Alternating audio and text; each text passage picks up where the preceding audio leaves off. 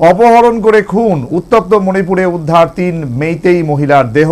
3 মহিলা এবং শিশুর অপহরণকে ঘিরে চাঞ্চল্য জিরিবাম জেলায়।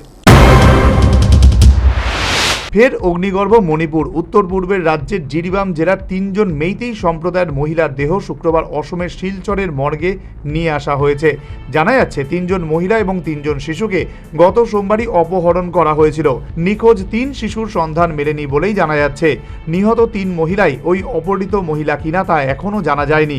মহিলা এবং শিশুদের অপহরণে অভিযুক্ত কুকি জঙ্গিরা। গত শুক্রবার জিরিবাম থেকে 50 কিলোমিটার দূরে অবস্থিত শিলচর মেডিকেল কলেজ এবং হাসপাতালে নিয়ে আসা হয়েছে 3 মহিলার দেহগুলি এখনও শনাক্ত করা হয়নি। এই 3 মহিলাই ওই নিখোঁজ মহিলা কিনা তা এখনও জানা সম্ভব হয়নি। এদিকে নিখোঁজ 3 শিশুর সন্ধান এখনও মেলেনি। তাদের মধ্যে 2টি শিশু হেরোজিতের সন্তান। এদিকে জিরিবামে ক্রমেই উত্তপ্ত হচ্ছে পরিস্থিতি। গত সপ্তাহেই কুকি জঙ্গিদের সঙ্গে সিআরপিএফ এর এনকাউন্টারে 10 জন সন্দেহভাজন জঙ্গির মৃত্যু হয়েছে। সব মিলিয়ে গত সপ্তাহ থেকেই মণিপুরে নতুন করে উত্তপ্ত হচ্ছে পরিস্থিতি। হঠাৎ করে পরিস্থিতি এরকম উত্তপ্ত হয়ে উঠল কেন? জানা যাচ্ছে লাইশ্রম হেরোজিত নামের এক শ্রমিকের পরিবারের সদস্যদের কুকি জঙ্গিরা অপহরণ করে গত সোমবার। হেরোজিতের স্ত্রীকে কুকি জঙ্গিরা অপহরণ করে। এক বাঙালি বন্ধুর কাছ থেকে হেরোজিত জানতে পারে তার স্ত্রী এবং শাশুড়ি সহ 3 জনকে অপহরণ করে জোর করে বোটে করিয়ে নিয়ে যাচ্ছে কুকি জঙ্গিরা।